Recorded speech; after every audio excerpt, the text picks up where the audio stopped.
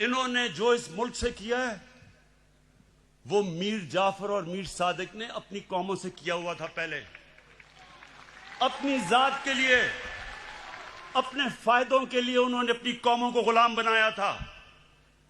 ये जो बाहर बैठ के इसने पाकिस्तानी फौज के ऊपर ये हमला जनरल बाजवा पे नहीं है, ये पाकिस्तानी फौज पे हमला है। यही यही यही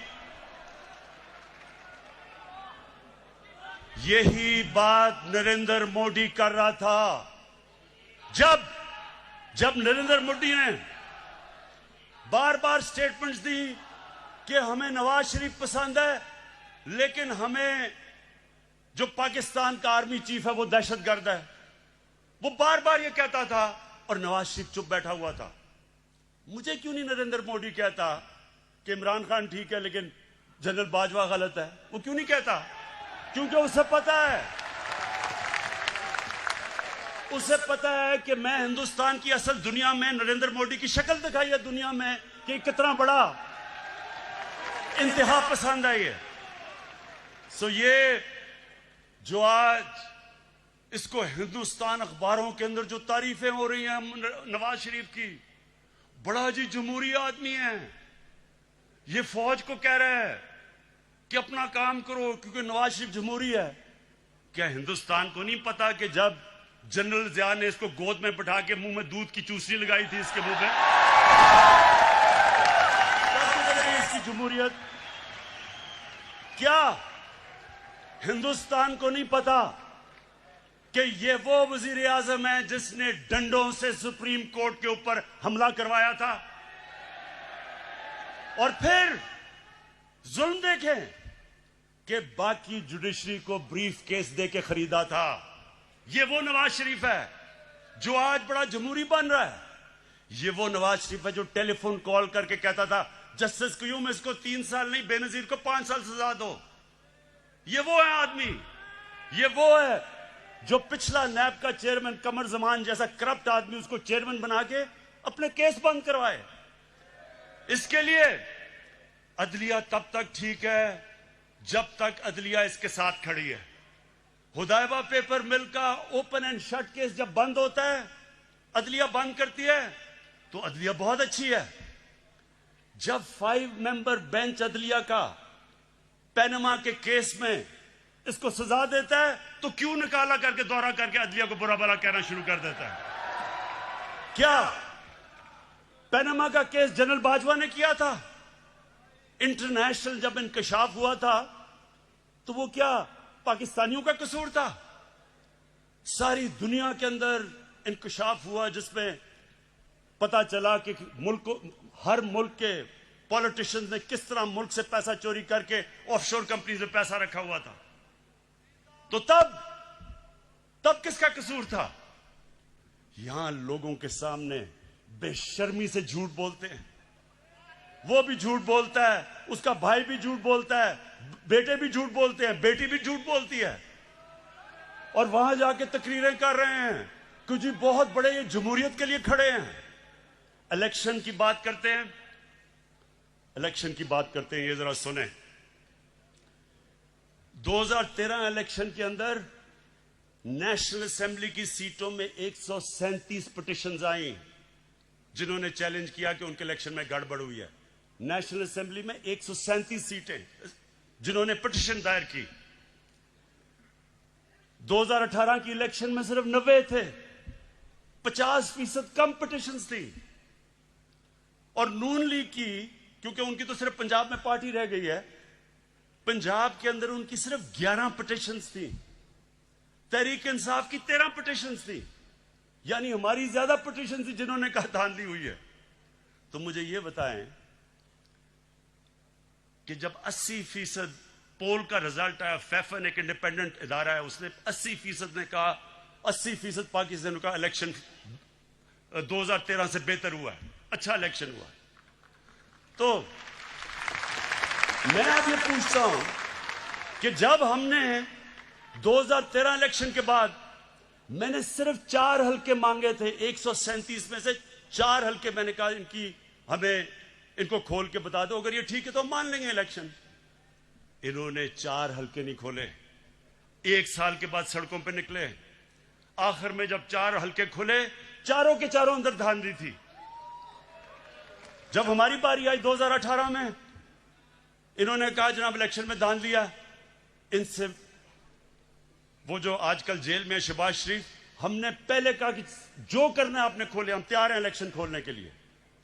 अब इनको पता था कि 1100 पिटीशंस थी इनकी सारी, इलेक्शन उन्होंने क्या खोलना था। तो ये वो लोग हैं कि जो बात करते हैं कि इलेक्शन के अंदर धांधली हुई। धांधली मैं आपको बताऊं किधर हुई, जो भी अभी इंकशाफ हुआ है। इलेक्शन में अभी एक बाय इलेक्शन हुआ जब नवाज शरीफ डिस्क्वालीफाई हुआ, उसकी बीवी को खड़ा किया, मरीम नवाज ने कैंपेन की। हमारे पास अब डॉक्यूमेंट्री एविडेंस है कि 250 करोड़ रुपया गवर्नमेंट का इन्होंने उस हल्के में इस्तेमाल किया इलेक्शन जीतने के लिए। ये हमने नैब को केस दिया है। हमने सारे इलेक्शन में 250 करोड़ खर्च किया, इन्होंने एक बाय इलेक्शन के ऊपर इस कौम का टैक्स के पैसे का 250 करोड़ रुपया खर्च किया। लेकिन मुझे एक खास मजा आया, एक और अल्लाह अल्लाह का सच आता रहता है सामने। एक इलेक्शन हुआ उस्मान डार का, और वहां एक सियालकोट का बहुत बड़ा रंगबाज है, बड़ी बड़ी बातें करता है, बड़ी बड़ी बड़ी छाती निकाल के बड़के लगाता है। लेकिन पता क्या चला कि इलेक्शन की रात को शाम को 8 बजे रंगबाज ख्वाजा टेलीफोन कर रहा है जनरल बाजवा को, जनरल साहब मैं इलेक्शन हार रहा हूं, मेरी मदद करें। आंसू गिर रहे हैं, जनरल साहब मैं तबाह हो जाऊंगा, मेरी मदद करें, मैं इलेक्शन हार रहा हूं उस्मान डार से। मेरे पाकिस्तानियों, मेरे टाइगर्स, मेरी अब आखिर में गौर से आपने बात सुननी है। अब तक ये जो ऑपोजिशन है, इन्होंने एक इमरान खान देखा है। आराम आराम से मैं इनको कहता था अच्छा जी प्रोडक्शन ऑर्डर देना है तो चलो बुला लो असेंबली में, और इस तरह की चीजें। ये जो आप सुने जरा, ये जो अब आप इमरान खान देखेंगे, ये एक मुख्तलिफ इमरान खान आने लगा। सबसे पहले किसी किस्म का प्रोडक्शन ऑर्डर किसी डाकू को अब नहीं मिलेगा। शहबाज शरीफ के ऊपर अभी जो चीज सामने आई है, 23 अरब रुपए की इसका करप्शन का इंकशाफ हुआ है। कभी चीनी वाले तो कभी किसी के नाम पे 23 अरब रुपया भी पकड़ा गया है। जब तक अदालतों में पूरी तरह यह जवाब नहीं देगा, कोई किस्म का इसको प्रोडक्शन ऑर्डर नहीं मिलेगा, और ना ही किसी और डाकू को मिलेगा।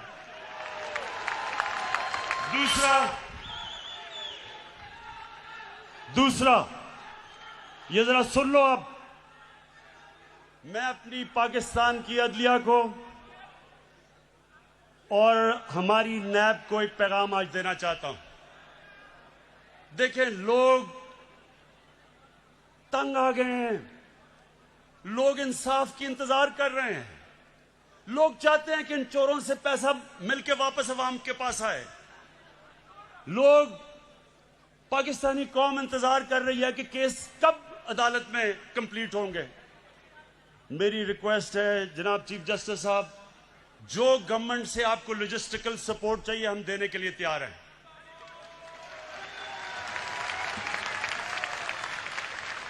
जिस तरह की आपको हमारे से मदद चाहिए हम आपको देने के लिए तैयार हैं, लेकिन खुदा के वास्ते डे टू डे हेयरिंग करके ये केसेस खत्म करें। इनकी 30 साल से मुल्क को चोरी कर रहे हैं, इनकी अब से तो नहीं केसेस आए, लेकिन वो केसेस के फैसले ही नहीं होते। और मैं नैब को भी कहता हूं कि नैब आपने कई जगह बड़ा जबरदस्त काम किया, लेकिन खुदा का वास्ता है कि केसेस को मंतकी इंजाम तक तो पहुंचाओ। आप हमारे से जो मदद चाहते हैं हम देने के लिए तैयार हैं, लेकिन कौम इंतजार कर रही है कब इस कौम का लूटा हुआ पैसा वापस मिलेगा। गवर्नमेंट, ये मैं आज फिर आपके सामने अब रख रहा हूं कि जो नया इमरान खान, एक तो नया पाकिस्तान है, एक नया इमरान खान बन गया। कल किसकी तकरीर सुन के जो उसने जबान इस्तेमाल की है उस गीदड़ ने, मैं ये आज अब फिर कहता हूं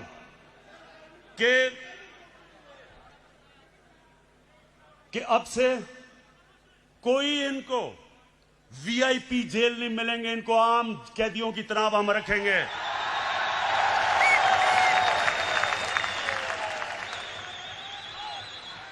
ये जो सारी जो कल सर्कस थी, ये सर्कस को मेरा पैगाम है कि देखें, आप सारे तो कभी किसी का कंधा पकड़ के आया, कभी कोई जलानी ने बना दिया, किसी ने कागज का टुकड़ा दिखा दिया कि जी मुझे तो मेरी वालदा की वजह से पार्टी मिल गई है। ये आपके सामने शख्स खड़ा है, इसने पहले तो 20 साल खेलों की ग्राउंडों में दुनिया की बेहतरीन लोगों से मुकाबला किया और उसके बाद 22 साल वाहिद पॉलिटिशियन हूं। 22 साल छोटी सी पार्टी से शुरू करके अवाम के पास जाके वाहिद पब्लिक मूवमेंट से पार्टी बनाई है। किसी का सहारा नहीं चाहिए।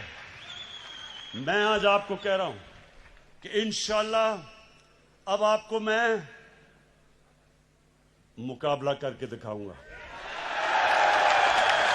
मैं सारी जो गवर्नमेंट के हमारे इदारे हैं, नैब हमारे आजाद है, अदालतें आजाद है, लेकिन मेरे नीचे जो अदारे हैं उनको मैं अब खुद तैयार करूंगा। इस मुल्क में वो लोग जिन्होंने चोरी करके मुल्क को लूट के पैसा बाहर लेके गए हैं, इंशाअल्लाह एक एक को हम पकड़ेंगे।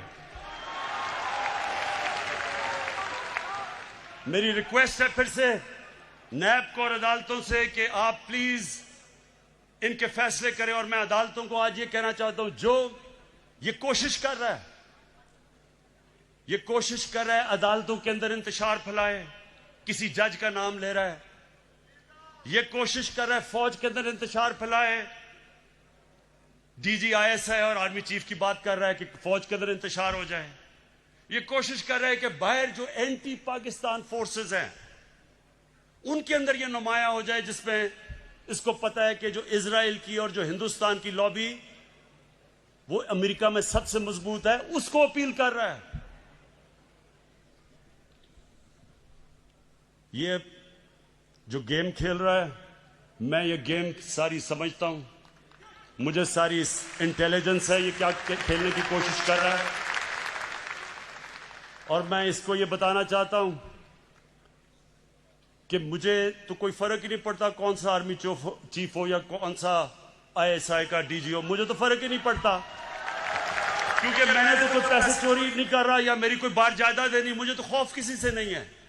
लेकिन जो जनरल बाजवा ने जिस तरह इस हुकूमत की मुश्किल वक्त पे मदद की, जिस तरह उसने हमारे साथ, मैं ये कहना चाहता हूं आज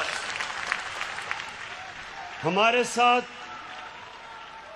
अभी कराची में मदद की जब बारिशें आ रही थी, जो हमारे साथ कोरोना के अंदर पूरी तरह मदद की, जो हमारे पास जब एक मुल्क पे पैसा नहीं था, 2 साल पाकिस्तान की फौज ने असल में अपने डिफेंस एक्सपेंडिचर पे काट लिया, क्योंकि उनको फिक्र थी कि पाकिस्तान के पास पैसा नहीं है।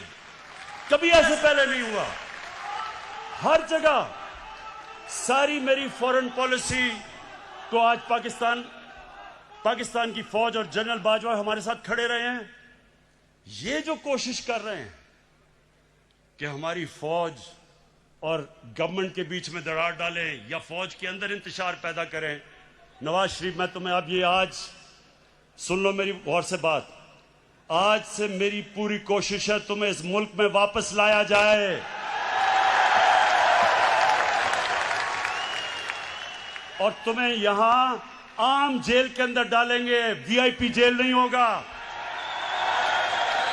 गरीब आदमी लाखों की चोरी करे तो वो तो बेचारा जिन हालात में जेलों में रहता है, और जो अरबों पैसा चोरी करके बाहर ले जाए, बच्चे अरबों रुपए के घरों में रहें और वो जाके वीआईपी जेल में ठहरे। तुम वापस आओ तो मैं देखता हूं तुम्हें हम कैसे रखते हैं।